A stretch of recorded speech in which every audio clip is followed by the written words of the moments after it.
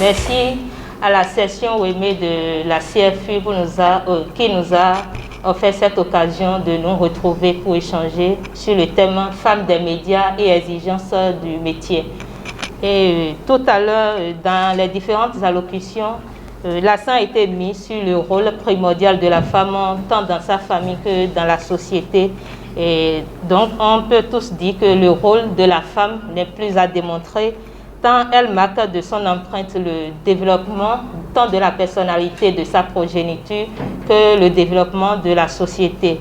Et parlant aujourd'hui des médias auxquels nous appartenons toutes, qui regorgent assez de métiers, la profession reste majoritairement masculine, même si de plus en plus de femmes s'y intéressent aujourd'hui. Et à mes côtés, à ma droite, j'ai avec moi Madame Thomas Padé de la radio Hémicycle, et à ma gauche, j'ai Madame Tatiana Bono, cadreuse monteuse à Royal TV Bénin, qui vont débattre, on va tous échanger sur le thème du jour, Femmes des médias et exigences du métier. Donc d'abord, nous allons démarrer par Madame Thomas Padé pour nous parler un peu de ce qui a motivé le choix de cette profession et également parler-nous un peu des difficultés, des risques du métier, tout et tout de votre côté. Merci ma soeur. Et pour commencer, nous n'allons pas tout de suite commencer à dire, on a dû chercher un peu pour voir qu'est-ce que c'est qu'une femme des médias. Faire un petit plan, une définition. On a dû définir un peu la femme des médias. On a parlé de notre engagement, de notre expérience personnelle. On a préparé quelques conseils aussi pour nos jeunes sœurs. Donc, pour commencer, j'ai dit, la communication femme des médias et exigences du métier est un exercice d'actualité. Elle est l'exposé des expériences pratiques, celles vécues par les femmes des médias que nous sommes et soumises à l'obligation des responsabilités de famille. Comment concilier cette lourde responsabilité de famille et les exigences d'une profession en pleine expansion ou évolution? Arrivé là, j'avais fait une petite pause parce que j'ai dit, ce serait là notre vrai débat de ce soir, qui sera un débat de partage, de donner et de recevoir. Donc, dans nos essais, il sera question d'aborder quelques généralités concernant le concept femme des médias, de le présenter comme un engagement et une expérience personnelle en invoquant des exemples sans perdre de vue quelques conseils pratiques. En définition, pour nous, la femme des médias est une professionnelle formée dans une école ou sur l'État et ayant pour mission l'animation selon ses compétences de la vie d'une société de l'information et de la communication. N'importe quel métier des médias exige de la disponibilité. Et c'est pourquoi l'engagement des femmes dans les médias ne peut être un fait de hasard. La responsabilité est grande, d'où le bien fondé de cette communication qui n'est rien d'autre, selon mes interprétations, un rendez-vous du donner et du recevoir. Pour ne pas s'écarter du champ de ligne directrice, c'est-à-dire des obligations, des responsabilités et des bonnes conduites. Le concept femme des médias a considérablement évolué dans le monde, notamment dans notre pays, le Bénin. Il y a l'objet d'une grande attention ces dernières années, selon le dernier rapport du Conseil supérieur de l'audiovisuel. Le même rapport précise qu'en 2016 et 2017, la part des femmes expertes invitées au débat sur les médias représente 37%, contrairement aux années antérieures où le taux n'a jamais excédé 8%. Il s'agit donc d'une évolution.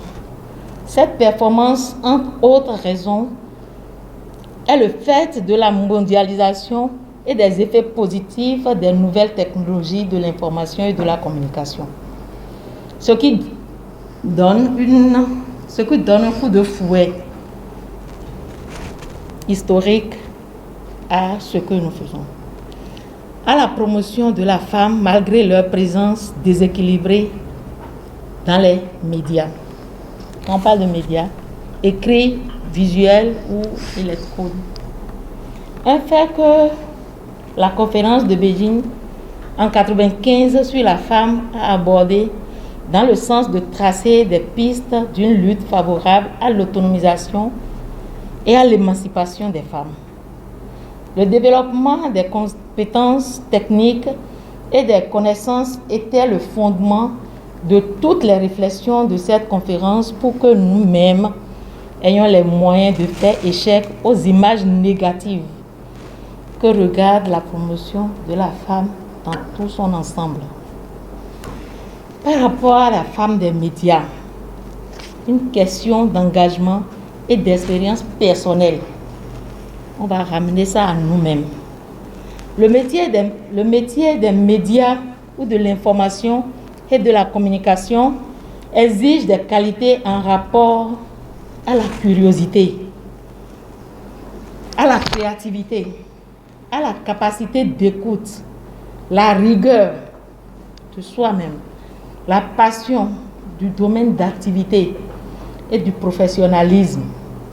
C'est un travail passionnant, à la fois facile et difficile. Difficile dans un univers des relations et des opportunités surtout. Une mission donc très difficile et très facile pour une femme qui s'engage dans les métiers des médias. Alors, on y va parce qu'on a la passion et jouissant d'un niveau poussé de professionnalisme. Comme le renseigne le sous-titre « Un engagement », parce que je lui ai donné comme sous-titre « Un engagement et une expérience professionnelle soutenue ». C'est pourquoi je vous invite à cet exercice de partage entre 3 points. On s'est présenté tout à l'heure, mais pour moi, je n'aimerais pas que ça soit un truc magistral. Je n'ai pas préparé un truc magistral. Nous allons nous présenter, nous allons donner le fondement de notre engagement dans le métier des médias et notre parcours. C'est ça ce que nous allons partager entre nous-mêmes. De là, nous allons profiter de l'expérience de chacun. Nous tous, nous avons fait. Parce que dès que nous rentrons là-dedans, dès le premier jour déjà, ça commence. Pour moi, Thomas Padé, tout a commencé déjà que je me suis présentée. Je vais juste faire grâce de ça. Tout a commencé avec moi en 1988, avec les grèves de 1988. J'étais encore sur les bancs. Quand j'ai décidé de quitter et d'aller me rechercher, j'ai préféré aller à une formation. La formation, c'était l'électronique générale. J'avais fait l'électronique générale. Alors, quand ça a commencé, j'ai demandé à la fin, qu'est-ce que je vais y gagner? Parce que je ne veux plus perdre plus du temps que ce que j'ai eu à déjà faire. On a déjà fait une année blanche. Qu'est-ce qu'il faut faire? Et à la fin, qu'est-ce que ça doit donner? On m'avait fait des propositions. Surtout que je parlais d'électronique. On me voyait en dépannage. Dépannage. On dit non. Et l'imprimerie, si c'est métier d'homme que tu veux, l'imprimerie. J'ai dit, mais c'est quoi? Qu'est-ce qu'on appelle métier d'homme? Il n'y a pas de métier d'homme. Tant que je veux faire, je vais le faire. J'ai dit non, je ne veux pas l'imprimerie. On m'avait proposé pas mal de choses, mais j'ai préféré aller à l'électronique générale. L'électronique générale me donnait deux possibilités à la fin. Soit le son, qui est un métier des médias, ou le dépannage. Au début, je faisais le dépannage. Je montais les antennes. Mais au final, j'ai choisi d'aller au son. Parce que je voyais que ça ne bougeait pas trop. Donc, j'ai choisi d'aller au son. Après avoir touché les deux. Donc, 2 ans après, un stage à l'ORTB. J'ai demandé un stage à l'ORTB. Les risques, ils sont là. Il n'y a pas de problème. On avait tourné, j'ai eu à tourner la conférence nationale avec eux. Ça, c'était un plaisir. Donc, je me suis tournée après au studio Nel Oliver Production. J'ai passé 4 ans. Les satisfactions n'étaient pas encore au top. Je me suis retrouvée finalement avec la libéralisation de l'espace audiovisuel. Je me suis retrouvée à LC2. Et là, j'ai passé 4 ans encore, bien remplis d'une technicienne audiovisuelle. C'était passionnant, ce qui m'a ouvert les portes de l'Assemblée nationale. Non pas parce que j'avais un parrain politique qui m'avait donné l'opportunité, non, mais parce que j'aimais vivre le débat politique de mon pays. L'esprit du sacrifice, de l'amour du travail, et donc à militer à cette entrée dans la catégorie de fonctionnaires parlementaires en poste au service de la communication. Dans cette marche, les menaces, les intimidations, les discriminations, les harcèlements en tout genre, n'ont pas manqué, mais j'ai tenu bon du fait de mon engagement pour les bonnes causes, mes compétences professionnelles et la qualité de mon éducation. En un mot, j'ai su concilier les exigences de mon métier et celles de mes obligations de mère de famille. Vous n'êtes pas sans savoir, quand ça commence à l'Assemblée, personne ne sait quand ça va finir. Et en tant que, à certain âge, c'est normal, on devient mère, les obligations familiales. Donc, à tout moment, avant de venir, il faut prendre les dispositions. Il faut apprêter la famille, il faut apprêter les enfants, le moral de l'homme, le moral de l'entourage, il faut le faire. On s'est souvent donné à ça. Vous pouvez venir à l'Assemblée et ne pas retrouver la famille pendant 72 heures. Aujourd'hui, c'est mieux. Ne pas retrouver la famille pendant 72 heures, ça ne veut pas dire que vous faites rapidement un tour à la maison, peut-être pour aller prendre un bain, et vous revenez, parce que le débat est toujours sur la table.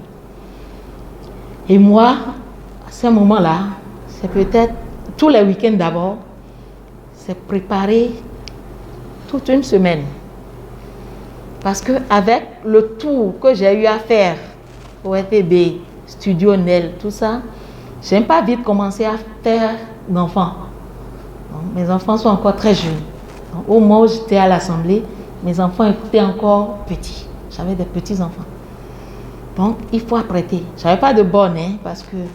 Et un jour même, un de mes directeurs a eu pitié de moi parce que j'étais entre la maison et le boulot, tout comme si c'était... Je n'habitais pas Porte-Novo non plus. J'habite PK10, après péage. Donc, les navettes étaient de trop et il m'en avait trouvé, il avait fait l'effort de me trouver une bonne. Mais avant ça, tous les week-ends, j'apprêtais toute la semaine que je mets au frigo. Avant de quitter la maison, au plus grand tard à 7h30, c'est que tout ce que et père et ses enfants doivent manger dans la journée, je les apprête très tôt avant de prendre ma route. Ça fait que mes enfants ont bénéficié quelque part. À 1 an et demi, j'essaie d'envoyer mes enfants à l'école. À 1 an et demi, tu vas commencer. Même si c'est en pleine année scolaire, tu vas commencer la primaire. Tu commences l'école. À 1 an et demi, mes enfants ont eu cette chance-là de commencer l'école. Et là, je gérais avec les cantines d'école et la famille. Donc, les soirs, c'est les bus d'école qui les ramenaient. La grande s'occupe de sa petite soeur. Télévision à la maison, on les enferme. En quittant la maison, des fois, j'ai eu une voisine à côté parce que d'habitude, je leur laissais la clé de la maison. On n'est pas loin de la mer. Un jour, elles sont sorties et la grande sœur a amené la petite sœur vers la plage. Elle lui a dit, je vais t'amener vers la... Tu iras voir la mer aujourd'hui. La maison de mon papa n'était pas loin non plus de la mer. Elle dit, au retour, on va passer par la maison du grand-père. Je vais te montrer la maison de ton grand-père. Les deux étaient nés à la mer. Quand une de mes cousines passait, elle avait dit, c'est les enfants de ma soeur. Elle les a amenés à la maison.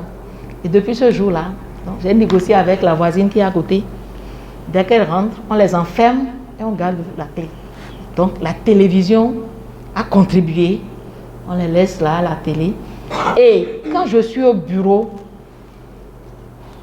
leur papa, il est en même temps en connivence que moi. Quand je lui dis, le travail que nous avons aujourd'hui va prendre du temps. Dieu me soit loué, il n'est pas de la presse comme moi, parce que la première des choses que je me suis dit, c'est je ne peux pas me marier à un homme de la presse parce que notre vie dans la presse ne nous facilite pas la tâche. Papa ira en mission, maman ira en mission, les enfants vont devenir quoi? Donc si je ne suis pas là, il faut quand même qu'il y ait quand même le papa, qu'il y ait la présence de quelqu'un et que ça ne soit pas laissé seulement à la borne. Donc dès que ça chauffe, je l'appelle, je dis pardon, ça a commencé par chauffer, ça va tourner autrement. Et quand il regarde son programme, lui-même, il fait l'effort de rentrer. J'ai dit tout à l'heure que je n'avais pas de borne. Parce que j'avais pris une borne. Quand moi je ne suis pas à la maison et que mes enfants rentrent, mes enfants deviennent sa borne. Ce que tu n'arrives pas à demander à l'enfant de faire, c'est ça on demande à l'enfant d'aller faire. Fortuitement, j'étais à la maison un mercredi où le président était en voyage. J'ai dit, bon, je profite du temps. Je prends un peu du temps avant d'aller au service. Peut-être elle a déjà vu que je suis partie. J'entendais la voix de la petite. J'ai 2 enfants, 2 petites filles. Donc, la petite pleurait. J'ai dit, mais qu'est-ce que tu as? Automatiquement, quand elle a entendu, elle a essuyé les larmes.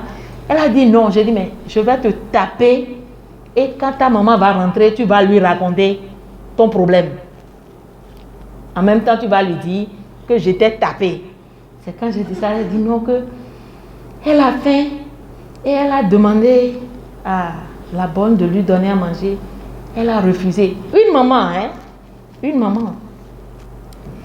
J'ai dit, tu as faim. Il sonnait déjà 11 heures.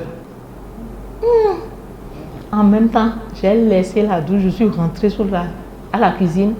Je lui ai fait ce qu'elle voulait. Et c'est là la dame vient me voir. Donc, elle voulait faire quelque chose au dehors là. Elle lui a dit d'attendre un peu.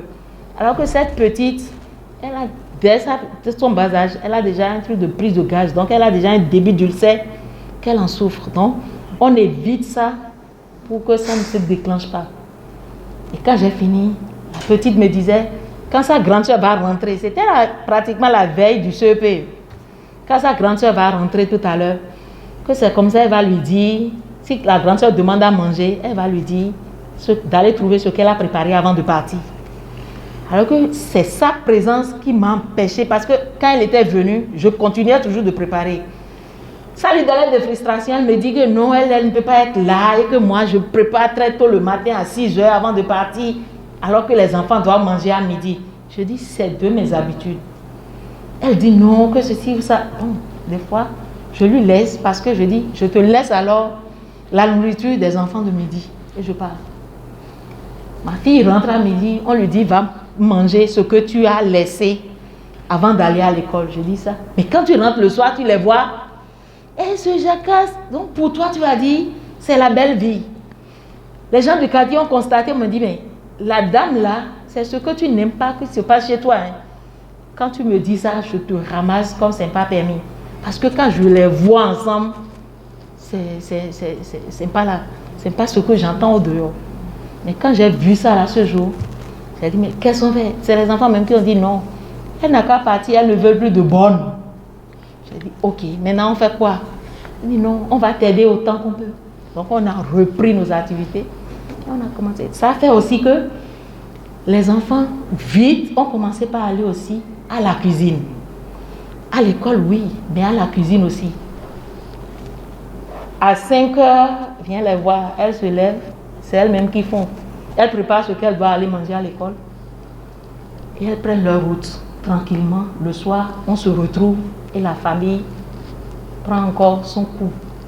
Au même moment, au boulot, j'essaie de répondre à ce dont pourquoi je suis là. Parce qu'il faut tout faire pour éviter ces menaces de ces hommes que nous avons comme patrons. Pour éviter, il ne faut jamais laisser trace sur ce que tu es venu faire dans ce service-là. Dès que vous rentrez, vous évitez au maximum les reproches. Ce dont je suis là, c'est pour ça. Vous venez, vous criez au... Parce que souvent quand vous avez des chefs hommes, si ce n'est pas pour l'harcèlement ou bien pour draguer, on vous crée des petits problèmes. Il faut toujours être là à temps. Le matériel doit être vérifié à temps. Personne ne doit te sauter un câble de ci ou de là et que tu tombes dans des pièges. Qu'on veut te montrer que tu vois, tu ne sais rien faire et qu'on est là pour te sauver la situation. Et c'est en te sauvant la situation là, voilà, on profite pour te dire, oui, j'ai besoin de ci, oui, c'est moi qui t'ai, sinon tu serais déjà au dehors, tout ça. Bref, il n'en manque pas. Ce n'est pas de notre temps et ça va toujours continuer. Quand j'étais à l'ORTV, je l'ai quitté simplement parce que 2 ans après, on créait la radio Parakou. En tant que stagiaire, ça ne manquait pas hein, pendant les 2 ans. Ah, je t'offre telle occasion, je t'offre ceci. Surtout quand on voit que tu es stagiaire. Et je suis restée là pendant 2 ans en tant que stagiaire. Je n'ai pas fait 3 mois, mais 6 mois. Je suis restée dans la maison là pendant 2 ans en tant que stagiaire. Et on disait, on espérait, parce que dans la maison, il y avait pas, le personnel ne suffisait pas. Donc, à la création de Radio Parakou, on me disait, oui, viens, je veux bien te garder ici, à une seule condition, je vais faire ci, je vais faire ça. Mais, bon, le jour où on m'a donné l'offre, on m'a fait l'offre, le jour-là, je me suis retrouvée chez moi. J'ai dit, ça suffit. J'ai dit, ça suffit. Ça là, je ne peux pas l'accepter. Et à ma sortie du bureau du directeur qui a parlé, j'ai croisé Roger Tchaou, l'aveugle. Et quand il ne me voyait pas pour son émission, même si je suis à la maison malade, il dit, Thomas, je t'attends ici pour mon travail. Il faisait l'émission enfantine. Donc, il m'a appelé. J'ai dit, tonton Roger, à partir d'aujourd'hui, là, pardon, trouve-toi quelqu'un d'autre pour faire le travail. Parce que moi, je dois partir. On venait de faire l'audit à l'ONEPI. L'ONEPI, ils ont fait l'audit à l'ONEPI et beaucoup sont partis. Donc pour eux, ils ont dit, vous voyez, non, surtout que vous êtes des stagiaires, vous devez retourner à la maison. Mais moi, je suis prête à t'envoyer à Parakou, là où tu vas rester, il y en a. Tu vas rester là pendant 3-6 mois. Je vais te faire, on va te faire, comment on appelle affectation. On va te faire affectation, tu vas revenir à Cotonou et pendant ce temps-là, vendre mon corps, non, pas du tout. Si c'est ça, alors je préfère encore rentrer. C'est comme ça que je suis rentrée à la maison. Il y avait une autre dame aussi, Madame Adebiaye. Si elle ne me voyait pas, son émission ne passait pas. Elle prenait le matériel de l'ORTV, elle vient me chercher à la maison pour aller réaliser son émission. Mais viens, j'ai dit non. Ça, parce que c'est des trucs, quand ils commencent, mais c'est pas facile. C'est que tous les jours que Dieu donne, soit tu rentres, on te crée un trou, et on te tend des pièges, comme ce n'est pas permis. Mais c'est à toi de savoir, c'est à toi de dire, ça là. Et j'étais encore très jeune, parce que j'ai vite commencé. J'ai dit non, ça, je ne fais pas, je m'en vais. Et c'est là que tonton Roger me proposait le studio Nel Oliver. Il m'avait même proposé chez Oscar Kidjo, parce que lui, il préparait un album en son temps. Et on avait commencé l'album avec Oscar qui avait un voyage en cours. Il m'a proposé le studio Nel. Je l'ai fait. C'est quand j'étais là. Parce qu'il n'y avait pas d'autres maisons de presse. Mais j'avais toujours envie de rester au son. Je voulais toujours. Ça me prenait. Donc au studio, j'aime pas encore. On faisait le travail. Ça allait très bien. Et je disais, bon, le retour n'y était pas de trop parce qu'il n'y avait pas un salaire consistant. Parce qu'il faut voir, tu as appris quelque chose. 3, 4 ans, 5 ans. Donc, tu n'avais pas encore un salaire, un truc consistant. Donc j'ai dit non. Il faut que j'aille me chercher encore. Et c'est là la libéralisation des ondes, avec la libéralisation de l'espace audiovisuel a commencé. LC2, golf, tout ça là. J'ai tenté, c'est là un autre m'a proposé de tenter LC2. Je l'ai tenté. Ça a marché, j'ai commencé avec LC2. Donc c'est de LC2. Venir en reportage à l'Assemblée, les gens refusaient. Ils disaient, ah non. Voilà une maison, tu sais à quelle heure tu rentres, madame, mais tu ne sais jamais à quelle heure tu dois sortir. Mais moi, quand j'étais passionnée des débats politiques du pays, ça me disait bien. On peut même dormir, on peut faire tout. Ça me disait bien. Et c'est là que j'ai eu faim. On veut recruter de personnel propre à la maison. Je dis, si tel est le cas, un de leurs personnels m'a dit, dépose ton papier. Et maintenant, il faut voir si tu vas trouver un politicien. J'ai dit, si ça rentre dedans, je laisse. On était à la fin pratiquement de la deuxième législature. J'ai dit, non. Si ça rentre là-dedans, moi, je ne fais pas. Parce que si tu commences par demander ces choses-là, c'est soit viens te coucher ou bon, suis-moi. Je dis non. Banalement, le dossier est resté là et nos frères de l'ORTV mettaient les pieds dedans parce que eux autres, ils voulaient être toujours en détachement. Par rapport. Mais l'Assemblée voulait les techniciens fixes. Il dit les journalistes peuvent être en détachement, mais les techniciens, parce qu'il y a des moments donnés, il y a des débats. Et comme souvent, avec l'histoire politique et l'Assemblée, ça ne marche pas, les autres disent, il n'y a pas d'équipe. Donc, eux-mêmes, ils arrivent, des fois, ils rentrent sans faire le débat.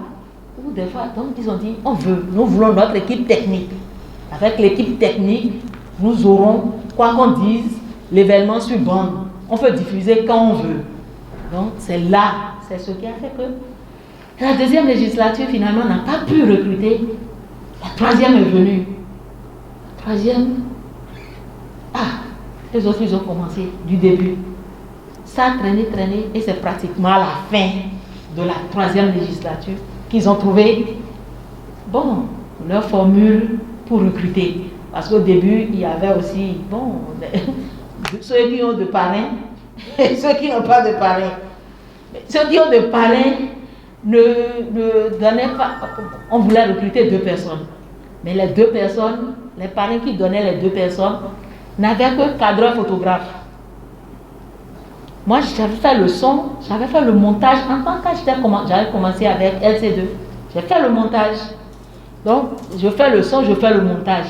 Ce qui complète le cadrage. Donc, sans ça, on ne peut pas faire, l'élément ne peut pas aboutir. Donc, si tel est le cas, on ne peut pas prendre 2 photographes, on peut prendre 2 personnes, on ne peut pas prendre 2 cadreurs seulement. Si on prend ça, c'est qu'on doit encore chercher l'ORTV pour finir l'élément. Si tel est le cas, on ne peut pas. Les parents disent, vous ne touchez pas mes gars. Mes gars sont là, vous ne touchez pas. Et c'est là que d'autres me disent, mais vas-y. Je dis non, si c'est pour moi, je l'aurai. On était là, parce que j'avais toujours mon job, j'étais toujours à SC2, j'avais toujours mon job, j'avais déposé juste le dossier. Donc le dossier a traîné, et je crois que c'est pratiquement la troisième. Quand l'équipe du palais s'est installée, qu'ils ont vu que ils ont recruté 3, alors on peut recruter 3. Et en son temps, à l'Assemblée, c'est le budget qui te recrute. Si le budget qui est en cours n'a pas prévu de recruter, on ne le recrute pas. Donc, ils ont attendu le budget, que le budget prenne en compte le recrutement de 3 personnes pour pouvoir accepter maintenant, dire, bon, nous allons prendre les 3. Parce qu'on n'était que 3. Nous allons prendre les 3. Mais quand j'ai pris service, je vous dis, un des questeurs, il a été direct envers moi, il me dit, je n'ai pas voulu te recruter. Donc, c'est à toi de me montrer que vraiment tu connais ton job. Si tu ne me donnes pas les bons résultats ici, j'aurai pas froid aux yeux à te faire partir. Mais c'est des trucs comme ça que vous avez. Et quand on te dit ça, toi-même tu auras peur parce que d'abord, maison politique et tout ça là.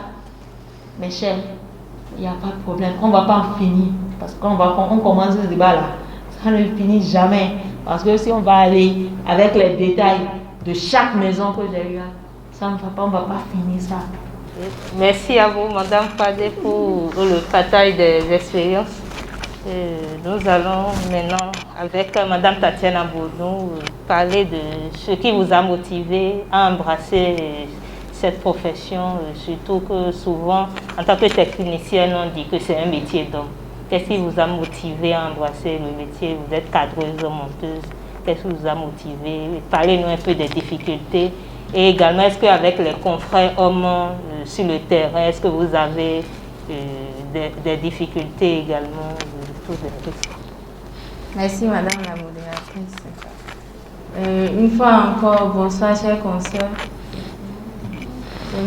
C'est vraiment un plaisir pour moi.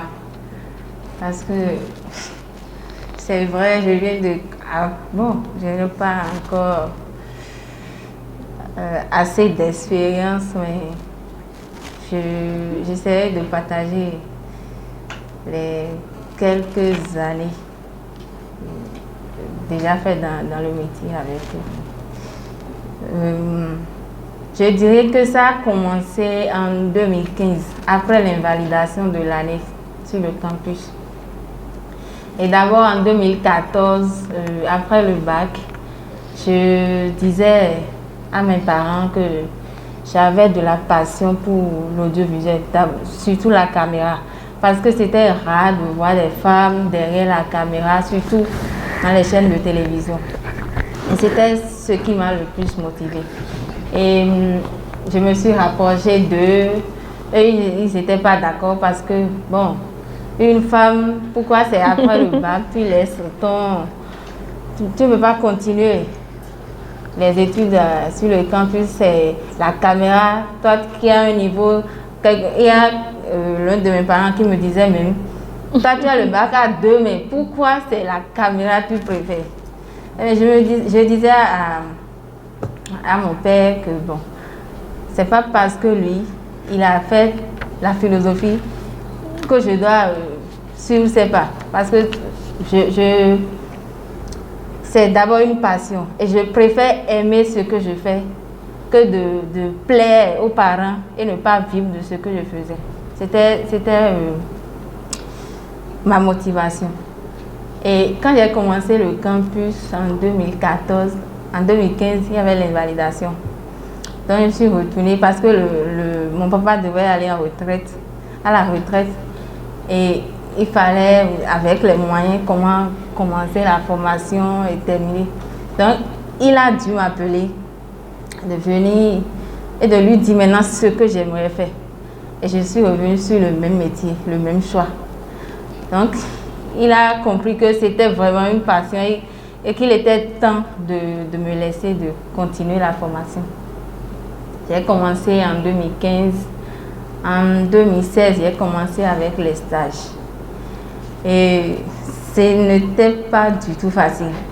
Parce qu'au début, bon, je n'aimais pas porter les pantalons. Et avec notre domaine, il faut être toujours en pantalon. C'était le plus difficile au début.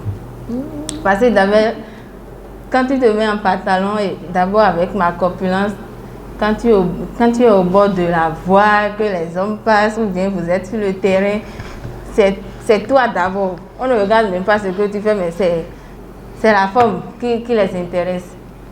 Et j'ai essayé de m'en sortir avec mon moral, et comme c'était d'abord une passion, bon, le Seigneur m'a aidé. En 2018, quand je finissais la formation, quand j'ai soutenu,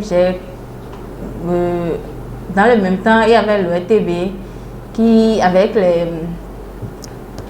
vacances promo, bien, bon, c'était des stages qui se faisaient dans les vacances. Et c'était aussi une opportunité. J'ai déposé mon dossier et j'étais d'ailleurs la seule cadreuse parmi les 5 retenues en son temps. J'ai commencé le stage. Bon, c'était 3 mois de stage, mais je vous dis, ce n'était pas facile parce que je peux dire combien de fois j'ai été sur le terrain. Et dans le même temps, mes camarades allaient sur le terrain. J'étais là. Soit tu es sur le plateau avec d'autres, les doyens, ou tu es là à ne rien faire. Tu es à la rédaction. Bon, quand tu as un Android, tu t'occupes de ton portable. Mais à part le plateau, je n'allais pas sur le terrain. Et la chance que j'ai eue après, c'est grâce à un frère ou un camarade stagiaire aussi, mais qui était, il était sous le même contrôle que notre maître stagiaire. En fait, il était là avant que moi je ne vienne. Mais on avait le même maître stagiaire. On avait le même maître de stage. Donc, à part si le maître de stage ne m'a même pas sur le terrain, c'était lui. Après lui, c'était toi, quoi. Tu es à la rédaction ou au niveau du plateau. C'était ça. Et avec le temps, j'ai fini le stage. J'ai commencé, où j'ai eu la chance. Parce qu'après la soutenance, dans mon centre de formation, il faut prendre le diplôme. Et c'est juste après le diplôme, en août, j'ai commencé le boulot en octobre. Grâce à mon frère, qui est mon chef aujourd'hui. Monsieur Gérard Cotillon, que je salue au passage, parce que c'est grâce à lui. C'est grâce à lui que j'ai pu commencer. C'est lui qui m'a donné cette opportunité de montrer ce que je sais faire. Et je lui dois cet honneur, cette opportunité d'être ici à partager mes petites expériences avec mes consoeurs. Le boulot cadreur, c'est pas facile, hein? C'est pas du tout facile. Quand tu es femme, c'est pas du tout facile. D'abord, avec notre métier, tu connais l'heure à laquelle tu viens, mais tu ne sais pas l'heure à laquelle tu rentres. Donc déjà, bon, la chance que j'ai peut-être, c'est parce que bon, je ne vis pas encore maritalement. C'est peut-être ça. Sinon que quand tu viens au boulot et que tu dois penser à la petite famille, je vais peut-être prendre conseil auprès de mes doyennes pour voir comment elles arrivent à s'en sortir. Et je remercie vraiment ma famille parce que sans elles, je ne saurais comment m'en sortir. Parce que quand tu rentres le soir, d'abord, quand tu viens au boulot le matin, des fois je rentre à 2h, à 1h du matin, parce que je suis et cadreuse et monteuse. Donc, quand tu finis le travail sur le terrain, tu es aussi à la production. Donc, tu finis. Je suppose que nous sommes allés sur le terrain aujourd'hui pour un tournage d'émission et que l'émission doit passer demain, déjà le matin. Donc, tu es censé rester là jusqu'à la finalisation. Et comme c'est une chaîne numérique, vous devez tout finaliser avant de rentrer. Et souvent, il y a le chef qui est là à nous encourager. Parfois, il reste là jusqu'à la fin. Et peut-être, il rentre. Et c'est lui qui fait la publication. C'est lui qui met les reportages ou les émissions en ligne. Parce que des fois, il te dit, mais je sais que tu es fatigué, mais je dirais même que c'est ces mots d'encouragement qui... je sais pas si c'est la tautologie qui te maintient encore plus. Oui, vraiment. Et je tiens vraiment à remercier tous ceux-là qui ne cessent de m'encourager, tous ceux-là qui ont cru en moi dès le début jusqu'à présent. Côté difficulté, c'est pas facile. C'est beaucoup, hein. Je me rappelle quand j'étais en stage où un doyen, mais il n'est pas de mon domaine, il m'a fait appel, j'étais dans son bureau et il me disait, Tatiana, tu sais, quand je te vois, je perds tout mon sens, et je me disais, mais si vous perdez votre sens là, pourquoi vous êtes encore là? Quand je te vois, je perds tout mon sens, je n'ai Dieu que pour toi, tu sais, Et je me disais, mais monsieur, mais je suis là en tant que stagiaire. Au lieu de me permettre d'acquérir plus de connaissances, c'est vous maintenant qui voulez mettre mon évolution ou bien ma carrière en jeu. Et des fois, à part lui, je me rappelle un jour, j'allais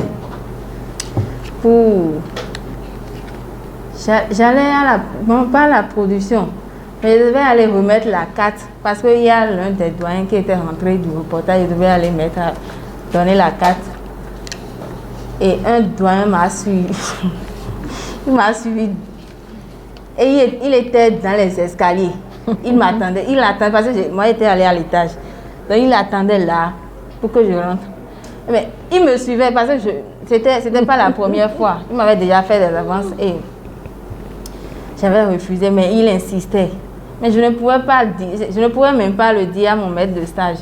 Parce qu'il pouvait peut-être le faire de remontrances et après c'est moi. Donc j'avais peur. Et il était là à m'attendre. Moi je reviens, je le vois, il me dit, mais Tatiana, tu sais, mais il faut accepter. C'est quoi? Qu'est-ce que tu veux? Au moins, moi je vais te payer. Comme je suis réalisateur, il faut me donner cette opportunité pour que tu puisses avoir des ouvertures. Mais je ne pouvais pas. Parce que, bon, c'est pas que je ne pouvais pas sortir avec des confrères, non. Mais je n'avais pas cette vision. Pour moi, c'était venir à l'ETV, c'était une grande opportunité. Parce qu'on disait c'est la maison, mais c'était une grande opportunité.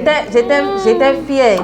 Quand j'allais les matins avec mon badge au cou, je faisais des photos, mais c'était une fierté d'être dans la grande maison, mais que les doyens ne t'encouragent pas et que c'est avec le harcèlement tous les jours. Bon, c'est vrai que j'étais restée là pendant des mois, mais l'expérience de Royal TV est très très loin.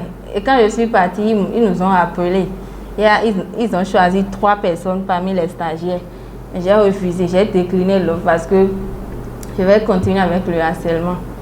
Et je ne pouvais, jusqu'à quand j'allais refuser? Jusqu'à quand? Je ne pouvais pas. C'était... Peut-être que les autres n'auront pas... C'est pas... Ils n'auront pas ce courage de le dire, mais il est temps que les femmes commencent à dénoncer ces genres de comportements. Nous voulons être aussi au même niveau que les hommes. Oui, nous sommes femmes des médias, mais nous voulons être, pourquoi pas comme les grands journalistes, les hommes de médias qu'on voit tout le temps. Pourquoi ne pas dire, madame, et Madame Hortense est à tel niveau. C'est aussi une fierté pour nous les femmes. Et je remercie la coordonnatrice ou les membres de la CFU pour cette opportunité. C'est vrai que ça n'a pas été facile quand on m'a informé, mais c'est pour une première fois, donc je vous remercie.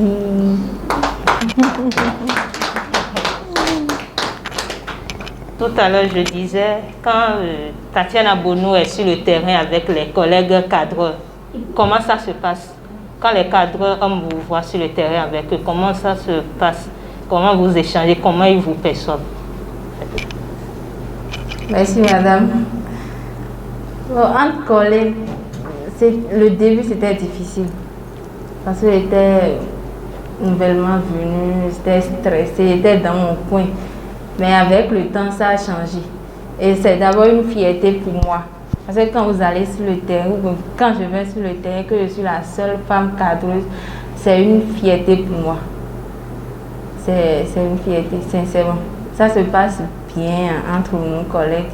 Ils m'encouragent. C'est vrai que parmi eux, il y a aussi d'autres qui me dérangent, mais j'arrive à m'en sortir. Donc, c'est ça. Maintenant, ce sera au tour des consoeurs de partager avec nous leurs expériences. Et pour commencer, nous allons commencer avec Madame la coordonnatrice de la CFU, Madame Pulchéry Bemen. Bonsoir, chers consoeurs.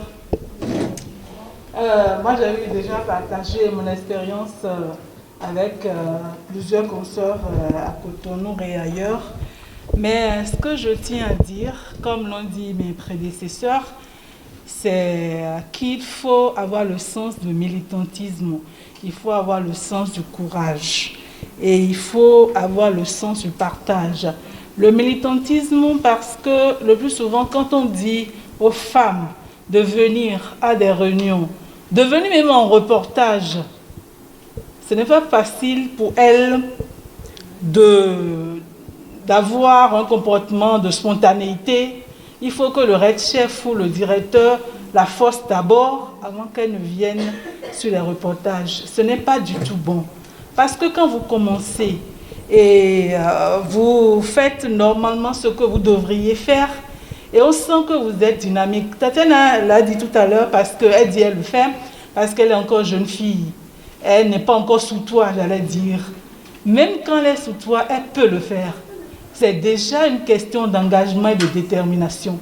Et si vous n'apprenez pas à le faire maintenant, après ce serait difficile, voire impossible. On a vu beaucoup de femmes professionnelles des médias commencer avec élan, mais aujourd'hui, pour des raisons de famille, elles sont obligées d'abandonner le métier pour d'autres. Et quand vous les voyez, vous les rencontrez après, elles vous disent, franchement, j'ai regretté d'avoir quitté la presse. Je n'aimerais pas que ce soit nos cas ici. Si nous avons fait l'option d'être professionnels des médias, anyway, c'est vrai qu'aujourd'hui, d'aucuns me diront qu'il faut avoir d'autres codes à son arc, et je suis d'accord, parce que le métier ne nourrit pas son homme comme on l'aurait voulu. Mais c'est dans presque tous les codes de métier. Je parle de militantisme aussi et d'engagement parce que si vous restez seul dans votre milieu, dans votre cadre de vie, personne ne va vous connaître. Il faut être en association, un peu comme le regroupement d'aujourd'hui. Il faut vous battre. Quand on vient en association, on dit qui fait le rapport par exemple, il ne faudra pas dire « Ah, c'est difficile, moi je ne vais pas ». Ou bien parce que je dois prendre mon enfant quelque part, parce que mon mari m'attend, parce que, et ne pas faire ce que vous devriez faire. Je disais qu'il y a 10 ans, la CFU, il y aura bientôt 10 ans que la CFU va fêter son anniversaire. Mais comment nous avons commencé au début? Moi, j'étais à la radio, j'étais à Radio Weke. Donc, on devrait former le bureau à Cotonou. Mais comme c'est une structure qui est sur l'ensemble du territoire national, il faut des têtes des conseils des autres départements. Quand on est venu dans le on dit qui on va prendre. On dit, mais Pulchéry a l'habitude de venir à nos réunions. Je la vois sur les reportages. On a posé la question à une ou deux personnes. Ils ont dit, il faut la prendre. Je ne connaissais pas la coordonnatrice d'antan ou la vice-coordonnatrice ou les autres membres du bureau. Elle ne me connaissait pas. Donc c'est comme ça que j'ai commencé par militer. Et je savais demander l'autorisation à mes chefs au boulot pour aller aux réunions à Cotonou, parce que presque toutes les réunions se faisaient à Cotonou. Donc, c'est pour vous dire que quand vous voulez aller loin, il faut mélanger votre monture, comme on le dit souvent. Vous pouvez y arriver. Ce n'est pas difficile, en fait. Ce n'est pas la mer à boire. Les hommes le font. On peut le faire et on va y arriver. Merci beaucoup. Je partage avec vous une autre expérience. Je me rappelle un jour, j'ai une émission à 6 heures. Je me rendais à la radio et j'ai été braquée. J'ai été braquée. Le générique passait en boucle à la radio. Quand j'ai crié, oh, ils ont pris mon sac, il y avait l'argent dedans. La voie n'était pas électrifiée, mais j'ai continué. Après, quand je me suis retrouvée après, j'ai continué là où je suis allée à la radio. J'ai fait l'émission le jour-là. J'avoue que c'est vraiment difficile ce que je vous dis. Mais à des moments donnés, il faut savoir ce qu'on veut. Si c'était un homme, bien allait le faire. Je ne dis pas que nous sommes des hommes, nous sommes des femmes. Ce n'est pas la même chose et ça ne sera jamais la même chose. L'homme est l'homme, la femme est la femme. Mais quand on a fait l'option d'un métier, il faut avoir les moyens d'aller de l'avant avec ça. Quand je vois le harcèlement, c'est dans tous les corps de métier. Il y a des gens qui se disent, mais jamais mon mari ne sera dans le métier. Je suis d'accord, c'est un choix. Mais il y a d'autres qui préfèrent avoir leur partenaire dedans. Oui, quand on est ensemble, ça peut arriver, et puis bon, mais si la personne est sérieuse, anyway. Donc c'est à nous, c'est une question d'éducation. L'éducation à la base, chacun sait comment il faut faire pour aller de l'avant. Parce que si vous n'avez pas l'éducation qu'il faut dans la presse, on sait. Et aujourd'hui, ce n'est pas, on ne vous dira pas aujourd'hui que vous êtes, si vous êtes, attendez 10 ans, 20 ans, 15 ans après, ça va vous rattraper. On vous le dira. Donc je nous exhorte quand même à donner le meilleur de nous-mêmes pour tout ce qu'on aura à faire dans la profession de journalisme. Merci beaucoup. Quand Mme Padé parlait tout à l'heure, elle m'a ramené des années en arrière. Et moi, je voudrais résumer l'échange là en disant, en nous invitant, nous femmes, à être tout simplement courageuses. Courageuses, pourquoi? À des moments donnés, on a envie de démissionner quand on est dans ce métier-là. Mais quand vous êtes courageuse et quand vous avez la passion pour votre métier, vous avez envie d'aller plus loin. Moi, si je dois prendre mon expérience, je dirais que je suis arrivée dans ce métier-là, pas passion. Je suis née pour être journaliste, tout simplement. Je dirais que je suis née pour être journaliste. Parce que depuis mon enfance, je suis restée dans un milieu où on faisait de la musique, où il fallait aller au-devant de la scène, où il fallait beaucoup parler. Et comme je savais beaucoup parler aussi, toute petite, je bavardais beaucoup. Et mes parents me disaient que c'est sûr que cette fille-là, un jour, elle serait journaliste. En tout cas, elle serait dans le monde des artistes ou quelque chose comme ça. Et je suis rentrée comme ça, par hasard, dans le métier, de la façon la plus simple. Alors que j'étais à l'université, on m'a fait appel. Bref, et j'ai commencé ce métier-là très jeune. Mais je vous avoue, quand on parle de harcèlement, moi j'ai pris tout ce que j'ai traversé, pas pour du harcèlement, mais pour de l'expérience. Parce que je me suis dit, ça dépend de comment est-ce que vous abordez ceux qui vous harcèlent. C'est peut-être une chance pour moi. Quand je me retrouve en face des gens qui me harcèlent, je développe des techniques. Je développe des techniques pour que, au finish, il faut savoir imposer à celui qui vous harcèle le refus poli. Le refus poli et aussi la négociation. Ça là, je l'ai utilisé. Ça peut ne pas marcher pour tout le monde, mais moi, ça a toujours marché pour moi. Et finalement, dans le métier, tous ceux qui me harcèlent finissent par devenir mes amis. Et ils oublient. Donc, je me suis dit, au lieu d'aller contre ces personnes-là, au lieu de refuser d'une certaine façon de les insulter ou autre là, je négocie et le refus et je deviens leur ami. Si c'est des douaniers, en fait, dans mon entourage, je travaille beaucoup. Pour ma première expérience, quand j'ai commencé à Diawere, on m'a tout remis. C'est-à-dire, cette forme de harcèlement, il fallait qu'on me remette tout. et que je craque et que je me rabatte sur quelqu'un et pour qu'on me sauve en quelque sorte. Mais quand j'ai compris le jeu, j'ai accepté de faire le travail. Je vous dis, j'étais à la rédaction, j'étais aux relations publiques, j'étais à la technique, j'étais tout, partout. On m'a confié toutes les tranches d'animation. En tout cas, je faisais le réveil du lundi au vendredi. Tous les jours à partir de 5 heures, j'étais à l'antenne et je finissais à midi. Et j'étais à l'antenne, j'allais à la conférence de rédaction à 10 heures. Donc, je combinais tout et je devais rester au service commercial. C'est-à-dire, j'ai subi, c'est une formation pour moi. Donc, on m'a mis tout à la tête, sur la tête. Mais au lieu de me décourager, de me rabattre sur quelqu'un, j'ai compris et j'ai pris le courage, j'ai pris mon courage à 2 mains. Et tout ce qu'on me confiait, j'essayais, comme elle a dit tout à l'heure, de le faire et de bien faire. Si bien qu'à un moment donné, j'étais devenue incontournable. Et c'était devenu une habitude pour moi, c'est rentré dans mon naturel. Si bien que quand je viens quelque part, ça m'a forgé. Quand je viens quelque part, je travaille comme si tout dépend de moi. Et j'ai évolué comme ça partout, même là où je suis. Et je vous dis, la difficulté dans ça, ce qui peut-être va un peu vous décourager, quand vous êtes dans un environnement et que vous faites bien, vous essayez de tout faire bien et qu'on vous décourage parce qu'on va vous critiquer. On vous voit toujours devant de la scène, on va vous critiquer, c'est toujours elle, c'est toujours elle. Et puis encore, ça va être les femmes qui vont vous critiquer des fois. Donc, on ne se décourage pas. Faites comme si tout dépend de vous. Quand vous agissez comme ça, même quand vous quittez l'endroit là, ce n'est pas vous qui allez regretter, mais c'est les gens qui vont regretter votre départ. Donc, pour moi, c'est mon âme. Quand je suis quelque part, je travaille comme si tout dépend de moi, tout simplement. Et quand je me retrouve dans une situation de harcèlement, je déploie mon âme de négociation et de refus poli. Et ça marche pour moi, tout simplement.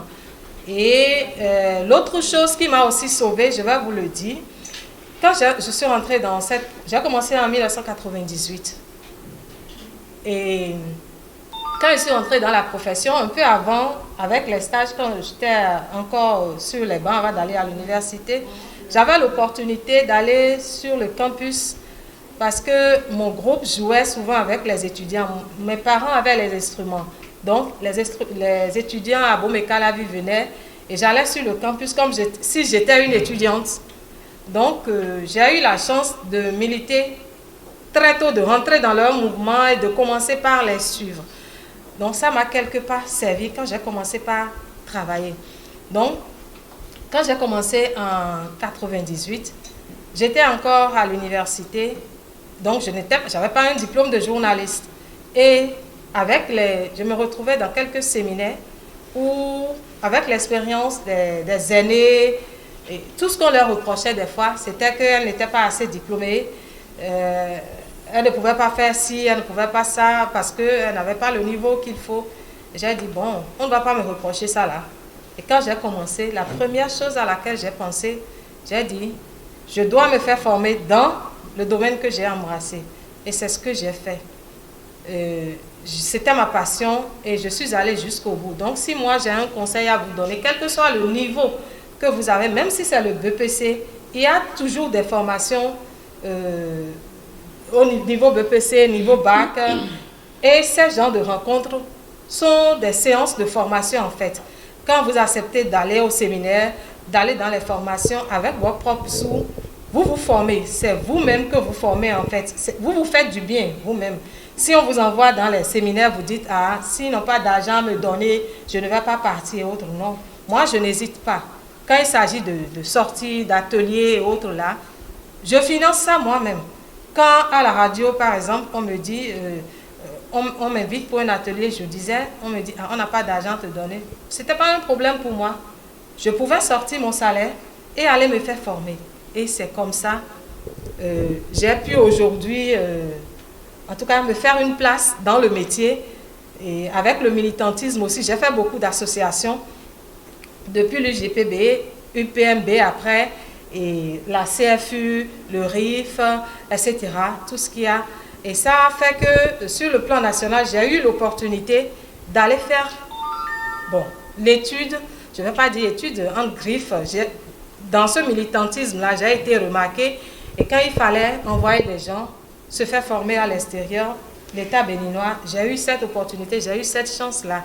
Donc, c'est parce que je n'attendais pas qu'on me donne forcément de l'argent avant d'aller vers les autres. Et quand les douaniers, surtout ça là, quand les douaniers me sollicitaient pour faire un travail, même si je ne suis pas d'accord, je le faisais. Des fois, il faut être bête. Quand vous vous retrouvez avec vos aînés, quand on vous dit « faites ceci, faites cela », il faut le faire. Même si ça vous fait mal, faites-le. Parce qu'un jour, quand votre doyen ou bien votre doyen va se retrouver dans des arènes où on a besoin de plus jeunes ou bien on a besoin de compétences, tout de suite, on va penser à vous. Donc, l'esprit de sacrifice, il faut développer ça aussi. Voilà, en quelque sorte, moi, mon expérience, ce qui fait qu'aujourd'hui, j'avance dans le métier et je surmonte les difficultés. Sur le plan matrimonial, je suis aussi négociatrice. Ma chance, c'est que peut-être mon mari on n'est pas ensemble. Donc, des fois, on fait les va-et-vient en fait. Lui, c'est lui qui vient, c'est moi qui pars. Et puis, bon, peut-être que ça aussi, ça m'aide un peu. Et quand on se retrouve là-bas de l'autre côté, bon, c'est bon. Quand il vient ici, c'est bon. Donc, sur l'année, c'est des va-et-vient, on fait. Et puis, on n'a pas de difficulté sur ce plan-là. Les enfants se gèrent. Et comme elle a dit, même si vous avez de bonnes, il faut très tôt se lever et faire la nourriture pour votre famille. Là, au moins, c'est un problème que vous évitez. Quand les enfants ne mangent pas, quand l'homme ne mange pas là, ça, c'est un problème. Donc, à 5 h du matin, comme elle, je le fais. Je prépare, je mets dans le frigo. Moi, mes enfants ne m'attendent pas pour manger. Et eux, maintenant, là, c'est encore plus difficile. Il y a des enfants qui sont difficiles parfois. Quand vous leur faites la nourriture de la semaine, ils préfèrent eux-mêmes faire à manger et vous laisser votre nourriture. Quand c'est au frigo, aujourd'hui, demain, bon, ils se débrouillent. Mais quand même, il faut le faire. Là, tu sais que tu n'as pas ce souci-là. Parce que quand tu travailles et que les enfants n'ont pas mangé, tu n'es pas à l'aise. Donc, c'est aussi une bonne expérience qu'elle a partagée avec nous par rapport au foyer. Et puis, tout le monde est tranquille. Quand vous voulez sortir là, il faut, même si votre mari est à l'extérieur, moi, je suis ici maintenant, j'ai déjà dit à mon mari que je suis quelque part. Même, quel que soit là où je vais, s'il n'est pas au Bénin, qu'il soit au Bénin ou pas, si je bouge, je lui envoie un message. J'ai déjà envoyé, là où je suis là, j'ai déjà envoyé les photos. Je suis dans tel hôtel pour faire, parce qu'on ne sait jamais. Vous pouvez quitter ici maintenant. C'est un hôtel, je suis ici. Quelqu'un sort, quelqu'un qui te connaît avec ton mari, il voit que tu sors d'un hôtel, mais il ne veut pas savoir ce que tu es venu faire à l'hôtel. Ah, j'ai vu ta femme la dernière fois dans tel hôtel. Donc, archive là, il va archiver. Quand je suis quelque part là, je lui dis. Quand je vais en formation, je lui dis. Même quand je suis en reportage des fois, et que c'est dans des lieux un peu, je vois qu'il y a des personnalités ou choses là, j'envoie un message pour dire je suis à tel endroit. Là, le jour où on va lui dire, on a vu ta femme, et il va commencer par parler là. Je lui dis, retourne dans les archives. C'est comme ça, je dis, retourne dans les archives. Je t'ai dit que j'étais à tel endroit, et ça évite les problèmes. Merci. La presse, oui, c'est un métier difficile, mais il y a d'autres métiers aussi qui sont difficiles. Donc, je dis toujours, on a un choix. Parce qu'on entend dire, je n'ai pas eu le choix. Non, moi, je ne suis pas d'accord. Il y a toujours un choix. Il y a toujours eu un choix. Même si le choix est difficile, parce que j'en ai vécu des choix difficiles, mais j'ai toujours eu le choix. Donc, je dis, avec la détermination, le travail bien fait, on pourra s'en sortir. C'est un métier noble, très difficile, mais il faut travailler. Il faut d'abord travailler. Et il faut éviter la facilité. Quand on vous dit la galanterie, nous-mêmes on réclame des fois la galanterie. De quelle galanterie on parle? Moi, j'ai toujours fait des organes où il n'y a pratiquement aucune femme. Quand j'ai fait à Djilankou, par exemple, tout au début, c'est nous qui avons commencé à Djilankou. Il n'y avait aucune femme à part les opératrices de service. Dans toute la réalisation, j'étais pratiquement la seule femme parmi des 15 d'hommes. Mais il faut que nos soeurs se disent, on doit marcher la tête haute. Parce que tout part de là. Il faut que vous marchiez la tête haute. C'est ça. C'est le travail. Je suis venue pour le travail pour rien. J'ai le choix. Aujourd'hui, je travaille pour mon propre compte. Et je ne veux pas étaler ici les raisons pour lesquelles je travaille pour mon propre compte. Mais je suis toujours dans le métier. Donc, je nous invite à faire preuve de déontologie et d'éthique. Voilà, et le tout est joué. Merci, chers consoeurs. Nous voilà, chers consoeurs, nous voici à la fin de notre échange. Nous étions avec les panélistes, Madame Thomas Padé, technicienne à la radio Hémicycle, et Madame Tatiana Bono, cadeuse monteuse à Royal TV Bénin. Merci.